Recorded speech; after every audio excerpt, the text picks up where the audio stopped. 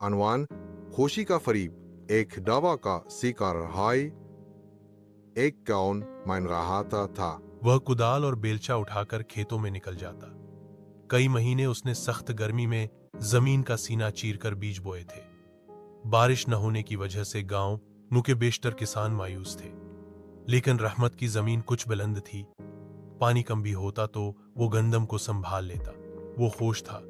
गांव के चौक में बैठकर फखर से कहता, अल्लाह का शुक्र है, मेरी फसल बच गई है। अगर अब बार शु न हुई तो मैं सबसे ज्यादा कमाई करूंगा।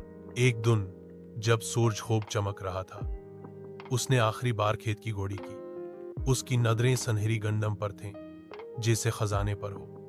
वो सोच रहा था कि उस बार बच्चों के लिए नए कपड़े आएंगे, बीवी को चांदी की बालियां मिलेंगी और शायद पुराना छप्पर भी पक्का करवा देगा। शाम को अचानक बादल उमड़ आए।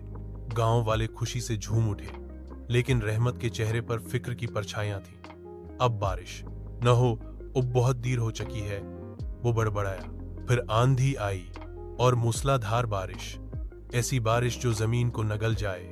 घंटों पानी बरसता रहा। गंडम की फसल जो किटने के करीब थी, जमीन में मल गई।